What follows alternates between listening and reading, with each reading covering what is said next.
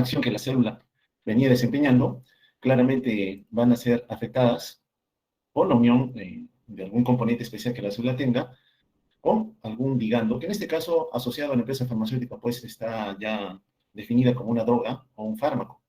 Entonces, estas condiciones en donde el fármaco ya ingresó a la economía, ya se ha enfrentado a un sistema de biotransformación, a un sistema de eliminación, a un componente de proteínas, o a la conversión del mismo en sustancias más o menos efectivas en conseguir algún tipo de respuesta, para cuando ya ocurre la interacción con la célula, se conoce como farmacodinámica, ¿no? Entonces ya vamos al efecto cuando la droga finalmente va a buscar interactuar con alguna célula vial. La farmacodinámica entonces viene para nosotros a representar todos aquellos efectos a nivel bioquímico, vale decir, ¿podemos afectar alguna cascada metabólica que se esté dando en alguna célula en particular? Sí. ¿Podemos afectar la función celular en su totalidad? También. Y lógicamente, al ser esta célula parte de un órgano, sistema, aparato, llevar a que ocurra algún tipo de cambio en la fisiología, asociada a la administración de alguna droga. Lógico que cada fármaco tiene de por sí un mecanismo propio de poder interactuar con la célula, lo cual se denomina un mecanismo de acción. ¿Cómo es que finalmente ese fármaco logra que la célula cambie su actividad? Para que esto se consiga, decía hace un instante que toda droga tendría que tener la capacidad de poder interactuar a nivel celular con algún componente que le permita ya inducir esa modificación. En la gran mayoría de casos, la farmacología hoy en día todavía está representada por la interacción que la droga tiene con un componente macromolecular que está presente a nivel de la célula, conocida como receptor. Sin embargo, no es el único mecanismo. No siempre la droga va a buscar encontrar a una célula, en este caso que a nivel de su membrana, por ejemplo, exprese una macromolécula, un receptor, vendría una droga determinada, vamos a poner de amarillo, que tiene una afinidad por el receptor, interactúa y produce un cambio. No, no siempre va a ocurrir así. En algunas oportunidades, la interacción de la droga se da a nivel extracelular, con algún componente que se liberó por alguna condición, pero que ciertamente puede alterar su producción o potenciar la liberación de algún componente particular que se necesitará en el ámbito de la enfermedad. Otras veces, también a nivel extracelular, pueden alterar en algún medio especial la concentración de alguna sustancia, uniéndose alguna de ellas, afectando también la capacidad de interactuar con algún proceso asociado a la fisiología. El ejemplo más clásico es a nivel del tubo digestivo, a nivel de estómago, por ejemplo, en donde existe una secreción más o menos constante de ácido clorhídrico, el cual participa por fisiología en lo que es la digestión. Pero si nosotros diéramos a nuestro paciente algún producto, alguna sal, por ejemplo, por vía enteral, que interactúe con el ácido clorhídrico, puede bloquear localmente la exposición a los protones que habitualmente se da a este nivel. Aquí no está interactuando con ninguna célula. Aquí no está bloqueando ninguna ruta metabólica ni enzimática. Simplemente está actuando con el producto final. Entonces, cuando nosotros hablamos de este mecanismo a través del cual una droga va a buscar en la célula algún tipo de interacción con alguna macromolécula conocida como receptor, esto se da en la mayoría de casos en la farmacología actual, pero no es el único mecanismo, hay que tenerlo en cuenta. No siempre a nivel celular vamos a ir a buscar un receptor presente a nivel de la membrana o al interior de la célula. Entonces, estos receptores, ya hablando de forma un poco más técnica y específica, pueden estar presentes en la membrana, la gran mayoría va a ser así, vamos a encontrarlos en la membrana celular, y eso nos va a ayudar a entender muchos de los procesos que en fisiología ocurren y que en farmacología tenemos que potenciar o inhibir. En segundo lugar, pueden estar no en la membrana celular, sino a nivel intracelular. Ya lo detallamos ya. Una célula puede tener presente esa macromolécula en su membrana o a nivel de citoplasma, un receptor en el citoplasma celular, como ocurre muchas veces con algunas drogas esteroideas que se producen en algunas glándulas cuya posición anatómica claramente está definida ya. Y otras veces el receptor no está presente ni en la membrana ni en el citoplasma, sino más bien a nivel nuclear, justamente a nivel del código genético. Y el tercer compartimiento, en donde los receptores o aquel ligando especial o aquel producto con el cual la droga puede interactuar, puede estar fuera de la célula, como lo hemos detallado. Por ejemplo, la cascada de la coagulación. Cuando se activa la coagulación, algunos factores de la misma son reclutados a nivel de algún tramo del lecho vascular, un vaso sanguíneo, que ha sido injuriado, inmediatamente expone parte del contenido subendotelial y hace que las plaquetas que estaban circulando libremente comiencen a acomodarse y a tener un cambio en su morfología alrededor del sitio donde ocurre la lesión. Posteriormente, algunos factores de coagulación, proteínas, se suman a esta activación para dar lugar finalmente a la formación de un coágulo que estabilice el lugar donde está ocurriendo una lesión. Pues bien, a nivel del compartimento extracelular también tenemos drogas que pueden bloquear algunos de los productos que en la coagulación se van a formar. Por ejemplo, el factor 10A, ¿no? El factor 10A, que está ya claramente delimitado en la capacidad de poder convertir el fibrinógeno en fibrina, que es un componente clave en el coágulo. Entonces yo puedo ir directamente a bloquear ese producto. Entonces, repito otra vez, una droga no siempre va a interactuar con las células, sino puede interactuar a nivel extracelular con algunos otros componentes que ciertamente se necesitan para alguna tarea, pero que en el escenario de la enfermedad pueden haberse activado en sobremanera. En general, a estos procesos también se le conocen como aceptores, ¿no? No son receptores en la membrana, ni en el citoplasma, ni en el núcleo, sino son productos que están fuera de la célula. En otros escenarios, hoy en día ha avanzado mucho la terapia biológica, la farmacología asociada a productos que normalmente nosotros producimos, que por alguna circunstancia en la enfermedad comienzan a producirse en demasía o se producen en menor cantidad. El conocimiento fisiopatológico de lo que se suscita a veces en la aparición de una neoplasia, de un tumor o de una cascada inflamatoria, ha llevado a que bajo ese conocimiento teórico uno busque bloquear o incentivar alguna ruta de producción de alguna de estas sustancias. Por ejemplo, algunas citoquinas que sé que están involucradas con el control de tumores. Una citoquina harto asociada al control de un tumor, una célula que alteró su morfología, que activa ciclos celulares eternos sin que haya un sistema de control totalmente de forma en relación a la célula original. Hay una citoquina conocida, por ejemplo, como factor de necrosis tumoral. El nombre lo dice un factor que necrosa el tumor, que mata al tumor. Entonces yo podría inducir mayor producción de este factor para que ubicando a la célula tumoral la desaparezca. O controle mejor sus ciclos de replicación celular.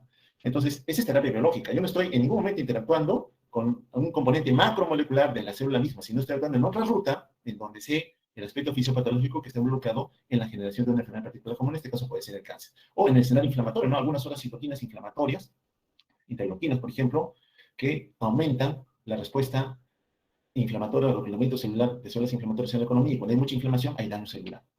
Entonces, es importante también tener presente que la terapia biológica ha impulsado muy cercanamente el mejor control de algunas enfermedades que antes con la terapia convencional no resultaba tan efectivo. Muy bien, entonces ya tenemos al fármaco. Vamos a ir a lo que habitualmente nosotros reconocemos que ocurre en la mayoría de escenarios de interacción de una droga con nuestro componente celular, sin olvidar los otros aspectos que acabo de comentarles. Entonces, en general, nuestros fármacos siempre van a buscar a nivel ya de algún tejido o órgano interactuar con un componente celular. El componente celular que va a buscar esa droga va a ser una macromolécula conocida como receptor que tiene un sitio especial para unirse a la droga. Va a interactuar con el fármaco.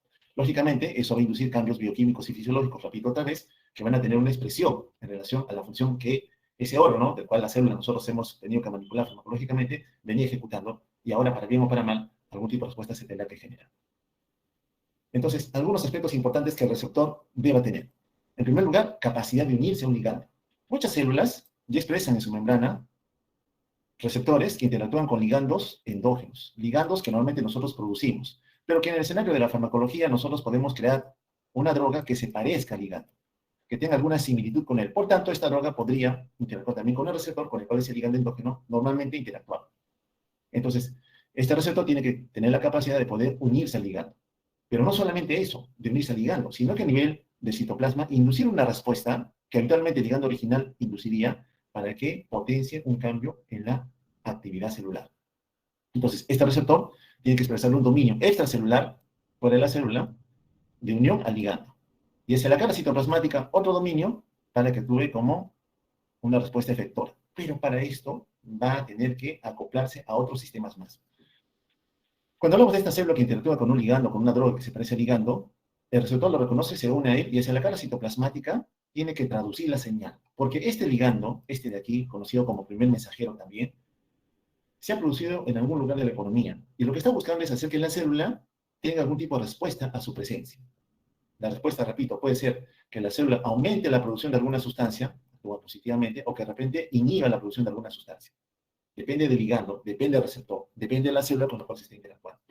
Entonces, esa información que el ligando tiene para el receptor tiene que traducirse en una señal. Tiene que haber alguna traducción de lo que me quieren decir. Yo soy la célula, me viene una orden de afuera, yo tengo que traducir lo que me están tratando de inducir como un cambio en mi actividad celular. Y para esto, muchas células van a usar la producción de otras sustancias más conocidas como segundos mensajeros. Probablemente esto lo han estudiado en biología, lo han reforzado en bioquímica también, en relación a que la célula utiliza algunos productos conocidos como segundos mensajeros, que son los que van a traducir la información. ¿Qué me querías decir?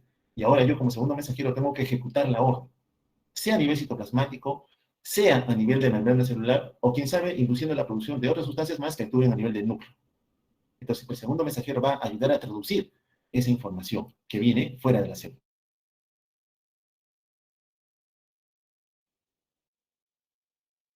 Un receptor, imagino una porción extracelular fuera de la célula, y aquí hay un sitio de unión para un ligando. Es decir, el receptor ya tiene un lugar especial que está esperando solamente que el ligando se acople a él.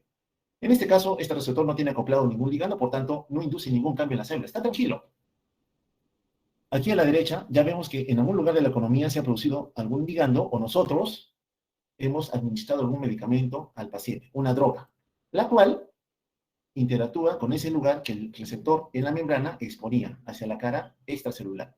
Por tanto, ni bien ocurre la unión de la droga o del ligando primer mensajero en fisiología con el sitio de unión de este receptor, inmediatamente este receptor cambia también su estructura espacial, induce un cambio en él, lo cual, posteriormente, gracias a las señales de traducción, la señal se va a ir amplificando. Y finalmente yo voy a ver una respuesta biológica en esa célula. La respuesta biológica, repito, depende de dónde sea. Por ejemplo, es un miocardiocito a nivel de músculo cardíaco. ¿Qué potenciará? Si es un estímulo positivo, que aumente la fuerza contráctil del miocardiocito. De repente, el receptor es para inhibir esa cascada, por tanto, debilita la fuerza del miocardiocito. Depende entonces del escenario y del tipo de receptor que en ese momento se esté expresando. Vamos a ver luego, en la siguiente clase, cómo muchos receptores pueden ayudar a acelerar algunos procesos y otros pueden limitar la aparición de esos mismos procesos.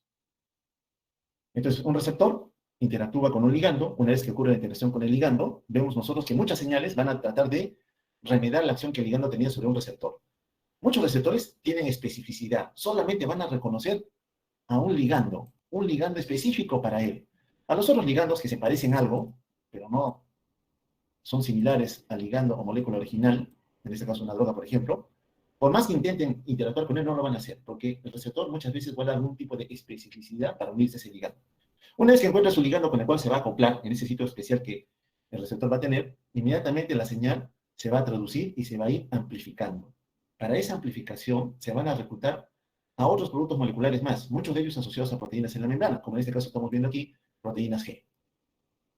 La señal, un tanto que se detiene, se va traduciendo y nuevamente se activa y comienza a activar a otros sustratos enzimáticos, en este caso, activando a una proteína conocida como adenilato ciclasa, para que éste amplifique más la señal, produciendo ya un segundo mensajero, harto conocido por nosotros, como es el AMP cíclico, pero vemos que en este escenario vamos reclutando y aumentando la respuesta de la célula. Más componentes celulares se van sumando, se van activando.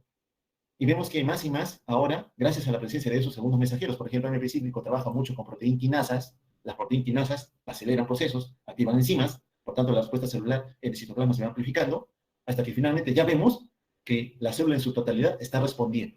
Y esto lógicamente va a tener un efecto determinado a nivel celular. Entonces, la interacción que tiene un medicamento con un receptor va a tener necesariamente que traducirse tal igual como ocurriera si fuera el ligando original. ¿Ya? Recuerden, nosotros tenemos muchos ligandos endógenos que interactúan en cada momento de nuestra vida con nuestras células. Solo que aquí en farmacología nosotros estamos tratando de equipararlo utilizando algún tipo de droga que busque el mismo receptor. Entonces, la traducción de la señal de esa información, en primer lugar, tiene que llevar a la formación de un complejo, de una unión entre el medicamento y el receptor. Ahora bien, como son moléculas, lógicamente están formadas de átomos. Los átomos interactúan entre ellos a través de diferentes fuerzas de unión. Un átomo determinado busca unirse a otro átomo por diferentes fuerzas. Ustedes probablemente han escuchado las fuerzas de Van der Waals, fuerzas electrostáticas o los enlaces covalentes, enlaces muy fuertes que difícilmente vamos a lograr romper.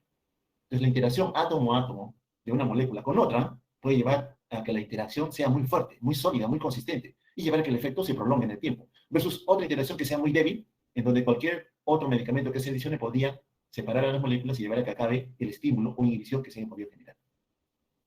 En segundo lugar, depende del estado del receptor. Muchos receptores van equiparando en el tiempo la presencia de un receptor en su estado inactivo a un receptor en su estado activo. Y a su vez, el receptor en su estado activo cambiar su forma inactiva. Muchas células tienen receptores que están en estado activo y otros que están en estado inactivo. Recuerden, mientras más activo sea el receptor, más afines a un isoligando, por tanto, cambia la actividad celular. Mientras más inactivo esté el receptor, menos respuesta va a tener el ligando, por tanto, casi no voy a modificar la respuesta celular. Saber que existen diferentes familias de receptores. Sí, lamentablemente, la célula expresa varios receptores. Cuando hablamos de familias de receptores, clásicamente nos enlazamos mucho a la membrana celular. En la membrana celular tenemos receptores que potencian el flujo de iones, serán receptores ionotrópicos, otros que están acoplados a cascadas metabólicas. Los más representativos, los más importantes, los esenciales para la vida, son los receptores acoplados a proteínas G, los metabotrópicos. Otras veces el receptor está esperando un isoligando para que recién se active, y hacia la cara citoplasmática, el mismo receptor lleva a potenciar su actividad con factores de crecimiento, con insulina, que probablemente ustedes han visto en fisiología, ¿no? Los receptores tirosina quinasa. final de cuentas, la activación de esos receptores va a amplificar la señal, lo que vimos hace un instante, ¿no? Como la señal va aumentando, más cascadas metabólicas se van activando en la membrana del citoplasma, quien sabe en el núcleo, hasta que finalmente la célula responde. Hay un cambio en la actividad celular. Ese es el efecto biológico. Ahora bien, una célula cualquiera que exprese en su membrana un receptor, el cual a su vez interactúa con un ligando, que en farmacología va a ser una droga, y esta droga, interactuando con el receptor, induce un efecto biológico. Disculpen, no lo escribo tan bien, ustedes ya me entienden, un efecto biológico determinado, puede agotar a la célula. Porque a veces administramos la droga, damos la droga, en un periodo de tiempo seguimos dando la droga, y la droga está circulando, droga libre, interactúa cada rato con el receptor, y la célula no está tranquila, cada rato la están estimulando. Entonces la célula entiende que hay sobreestimulación, y ella va a buscar defenderse. Tengo que defenderme. Esta sustancia que está fuera de mí está haciendo que trabaje más. Por tanto, la célula busca un sistema de ya no responder a la droga. A eso le llamamos desensibilización. La célula ya no se hace sensible, ya no responde. Inclusive llega a inactivar los receptores, porque se da cuenta que hay una sustancia ajena que está induciendo una estimulación que sale fuera de lo que convencionalmente debería ocurrir. Eso ocurre. Entonces, la célula, como todo ente viviente, tiene que responder. Vamos a ver luego. Entonces, a nivel de la membrana, hablamos de membrana porque evidentemente la mayoría de fármacos interactúan a nivel de la membrana celular, no todos, lógicamente. Los hidrosolubles van a hacer este efecto. ¿Por qué? Porque el hidrosoluble, la droga hidrosoluble, tiene problemas para atravesar la membrana. Ella misma no puede. ¿Por qué? Porque los fosfolípidos de membrana, el mayor componente de la membrana celular, es hidrofóbica, no le gusta el agua. Entonces la droga hidrosoluble va a tener problemas, la hidrofílica no, va a tener problemas para atravesar la membrana. Entonces, ¿qué hace la droga hidrofílica? Tiene que unirse a componentes macromoleculares en la membrana. Muy bien. Hace un rato les decía, ¿no? A veces ese componente macromolecular, que es un receptor en la membrana, que tiene un sitio, acá está el sitio de unión especial para un ligando, una vez que el ligando se une a él, ocasiona ¿qué cosa? Un cambio conformacional. El receptor, una vez que se une a su ligando, cambia su estructura espacial. Si ese receptor era un canal que estaba cerrado y ahora viene el ligando, se une a él, ¿qué va a hacer el NEL? Va a abrir el canal. ¿Para qué? Para que un ion, una sustancia con carga eléctrica que tampoco debería pasar, ahora que se abre el canal, sí puede acceder al interior de la célula. Y una vez que eso ocurre, sobre todo si es una célula excitable, neurona, por ejemplo, o a nivel del sistema eléctrico del corazón, flujos de iones se van a dar. Se generan potenciales de acción y va a ocurrir algún tipo de estimulación en forma general. El otro grupo son las moléculas, macromoléculas en la membrana, que están acopladas a proteínas G, ¿ya? Conocidos como receptores metabotrópicos. Entonces, este receptor está acoplado, no es el receptor único, está acoplado a un complejo proteico, formado de 3 unidades, alfa, beta y gamma. Bueno, una vez que el ligando, que puede ser una droga, un ligando endógeno, se une a él, cambio conformacional, y el que va a responder va a ser este complejo trimérico, la proteína G, que puede inducir, por ejemplo, aquí, la fosforilación de proteínas. Una vez que usted fosforila una proteína, la proteína se activa. Si es una enzima, se va a activar. Por tanto, cambios en el citoplasma van a ocurrir y vamos a notar algún efecto en el comportamiento celular. Otras veces, el receptor de membrana, la macromolécula, no es ionotrópico, no es metabotrópico en la membrana misma, sino que el receptor, una vez que se une a su ligando, como estamos viendo aquí, hacia la cara citoplasmática, promueve la autofosforilación. Ella solita se autofosforila. No es como la proteína G, AMP cíclico, que va a ayudar a fosforilar proteínas, no. A nivel de la cara citoplasmática, ella misma se va a autofosforilar. ¿A qué nivel? En los residuos de tirosina. Por eso es que se conoce este receptor como receptor tirosin quinasa. Y a su vez, una vez que se ha autofosforilado, en el citoplasma también induce fosforilación de proteínas. Y repito otra vez, cuando usted fosforila una proteína, la activa. Por tanto, también induce un efecto intracelular. Entonces, son varios mecanismos, al final de cuentas, que a nivel citoplasmático, a nivel de la membrana, van a inducir un cambio en el comportamiento celular. Ya hacia la derecha, es una droga que más bien es liposoluble, esta es una droga especial que no tiene receptor en la membrana. Si es liposoluble, la atraviesa con facilidad y a nivel de citoplasma encuentra su receptor. Y una vez que encuentra su receptor, interactúa con él y viajan juntos hacia el núcleo celular. Y ya si se mete al núcleo celular, evidentemente va a inducir un cambio en la respuesta celular. Entonces, estos son los mecanismos generales por los cuales una droga, remedando a un ligando endógeno, va a inducir algún tipo de cambio en la célula que va a tener un efecto en su comportamiento final. Hablaré un poquito de proteínas G, porque es un conjunto de proteínas que las vamos a ver a cada rato, sobre todo en la regulación del sistema nervioso autónomo. Por eso me detengo un poco más con ella. Entonces, hablar de receptores metabotrópicos asociados a proteínas G es hablar de un conjunto, una gran familia de proteínas que tienen la capacidad de poder estimular o inhibir la respuesta celular. No siempre una proteína G va a estimular a que cambie la actividad celular. Algunas veces la inhibe, la opaca, la apaga. Depende del tipo de proteína G. Entonces, vamos a encontrar que hay proteínas G estimuladoras, las GS, como la que está escrita acá, proteínas G inhibidoras, ya el GI inhibe, proteínas que estimulan, pero no con la respuesta que vitalmente la proteína GS tiene, son las proteínas GQ, y las proteínas G12/13. Son 4 reconocidas de importancia para nosotros en la vida. ¿Quién sabe las que más vamos a ver son las GS, GI y GQ? ¿Qué hacen las GS en forma general? GS estimula, cambia la actividad celular. Bueno, ya sabemos que tiene que haber un ligando, que puede ser endógeno, una droga, se une a su sitio especial que el receptor de membrana tiene. Este receptor, repito, está acoplado a un complejo trimérico, que es la proteína G. Una vez que se une, cambio conformacional, el complejo trimérico se activa, se une al receptor, y una de las unidades, la alfa, tiene un sitio de unión al GDP.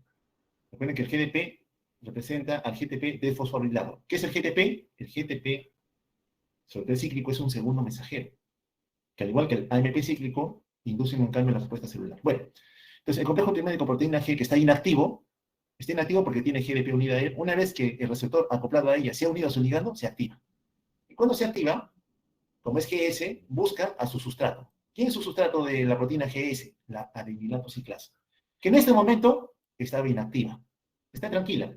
Pero como ya hubo un ligando, este de aquí, que por alguna condición se ha liberado, o usted le ha dado una droga que se parece a ese ligando, actúa con el receptor, atrae el complejo trimérico, la subunidad alfa se activa. ¿Y cómo se activa la subunidad alfa? Suelta el GDP, lo suelta, lo saca, te vas, y libera el sitio de unión para que el GDP se una a la subunidad alfa. Todo esto ocurre porque ese ligando, esa droga, se ha unido a su receptor.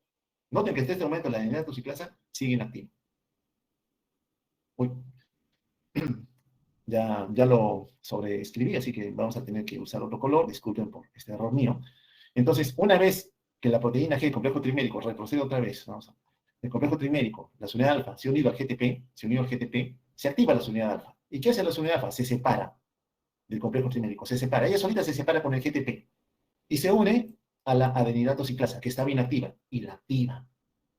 Y una vez que activa a la adenilato ciclasa, el nombre lo dice, va a aumentar la producción de AMP cíclico. Y el AMP cíclico en la célula está suelto. En fiesta comienza a activar a otras proteínas, proteinquinasas, generalmente. Y lógicamente, una vez terminado el estímulo, noten aquí, ya no hay ligando, ya se fue ligando, por tanto ya no hay quien estimula el receptor, por tanto no hay quien estimula la proteína G, por tanto ya no hay su unidad alfa libre, se desprende de la adenilato ciclasa y esta es inactiva. Ya no hay más AMP cíclico, terminó el efecto celular. Entonces, la célula no siempre está activa. Dura algunos milisegundos, efectivamente, para inducir algún cambio evidente en la respuesta biológica. Pero al pasar un tiempo ya desaparece. La célula está otra vez tranquila.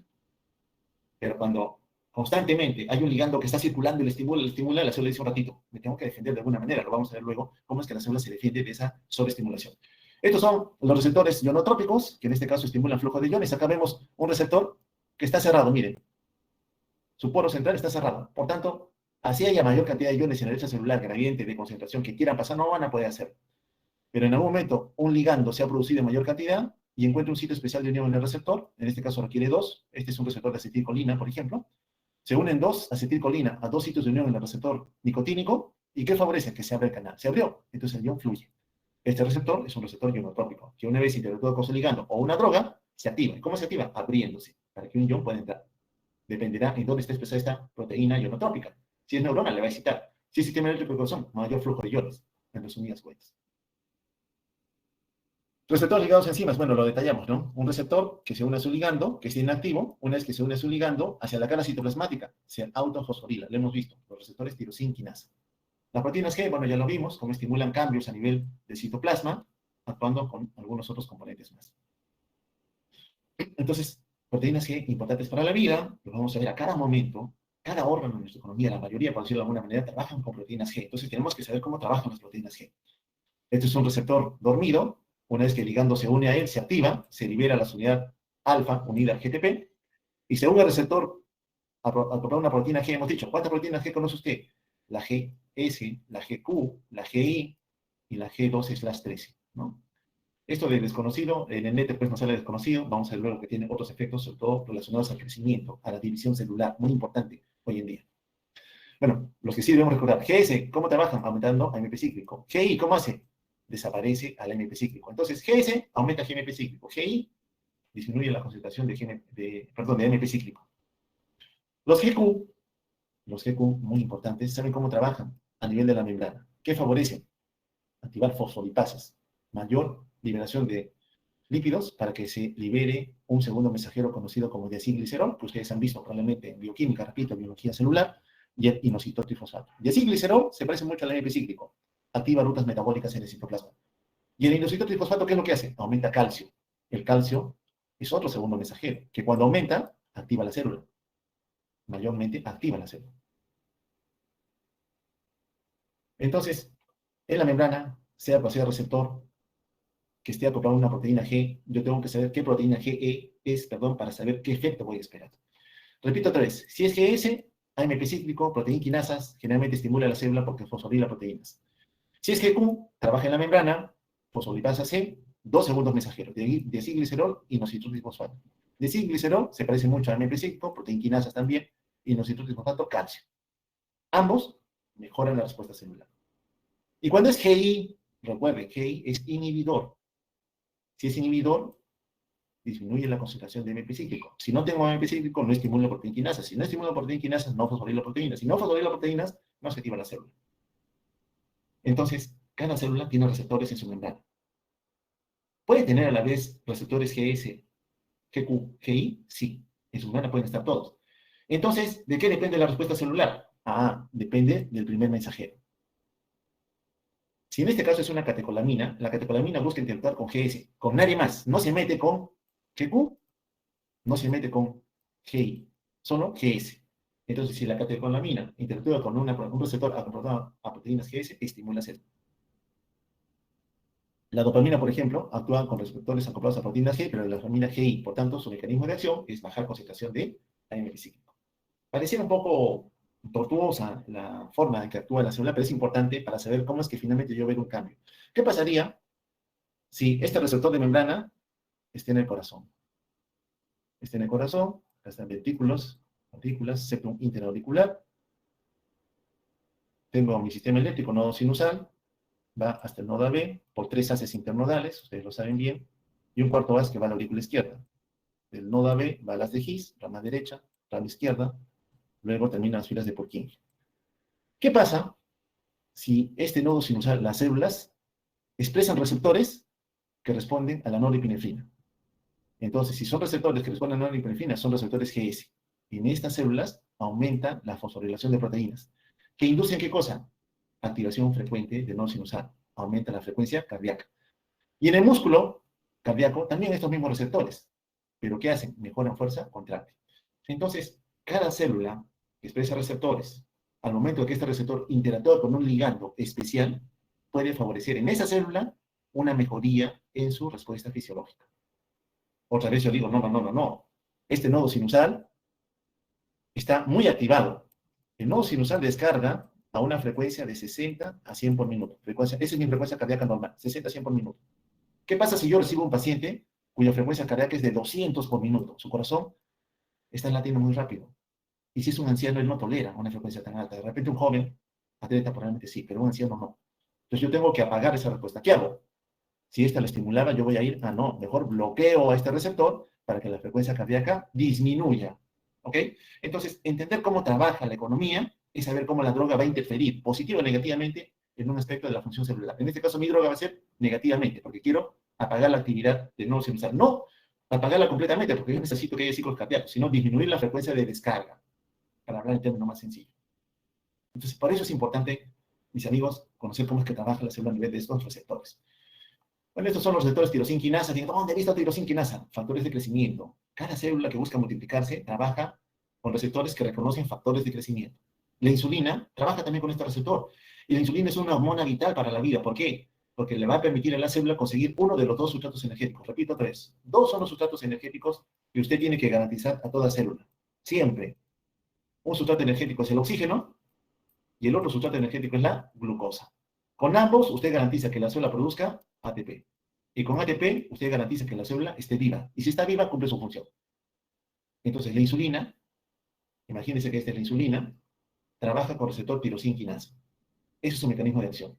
Este receptor tirosina quinasa de la insulina en la membrana está como un monómero, una sola cadena proteica. Pero cuando se une la insulina a él, inmediatamente lo acerca a otro monómero y forma un dímero. que hacia la cara citoplasmática fosforila, ¿qué cosa hemos dicho? Sus residuos de tirosina. Y cuando los fosforila, activa a nivel de citoplasma diferentes rutas metabólicas. No vamos a hablar de la vía JAK-STAT, del GRO, del MEP, del CRE que van a ver ustedes. No, no, no. Solamente que a nivel de citoplasma se activa la célula, nada más, para que finalmente en el núcleo induzca una respuesta. De repente le dice, quiero que haya más enzimas para que la glucosa entre a la vía glicolítica, actívame las enzimas para el ciclo de Krebs, para que haya mayor producción de oxígeno y con esto la cadena respiratoria de nivel mitocondrial sea más efectiva en generar ATP. Por citar un ejemplo nada más. Entonces, ese efecto grande que veíamos en bioquímica, para que ese dato importante, si lo requieres, cuando todas estas enzimas que participan, bueno, justamente son favorecidas, porque a nivel de la membrana, la insulina, induzco con su receptor tirosina quinasa, que a nivel de citoplasma, se activa una serie de vías metabólicas, no vamos a detallar eso, no es pregunta examen por si acaso, para que en el núcleo se induzca que haya mayor producción de alguna sustancia. De repente le dice, ¿sabes qué? Quiero que tu núcleo me produzcas más transportadores de glucosa. ¿Para qué? Para que ese transportador de glucosa migre a la membrana y haga que la glucosa que está abundante afuera tenga un transportador que le permita entrar a la célula. Ese es otro efecto, por ejemplo, que la insulina va a tener. Muchas células no pueden coger la glucosa si es que no hay un transportador de glucosa que permita su ingreso. Si no hubiera transportador, la glucosa estaría incrementada afuera. Hiperglicemia, paciente diabético, por citar un ejemplo de los diferentes mecanismos que la diabetes tiene en su aparición. Muy bien, hemos visto receptores de membrana, ionotópico, metabotópico, tirosina quinasa, membrana. Otras veces el receptor no está en la membrana, está en el citoplasma. Entonces, entre ligando, encuentran en el citoplasma a su receptor correspondiente y comienza a migrar. Perdón, hay una llamada acá, creo, no sé de quién, en un ratito me voy a detener.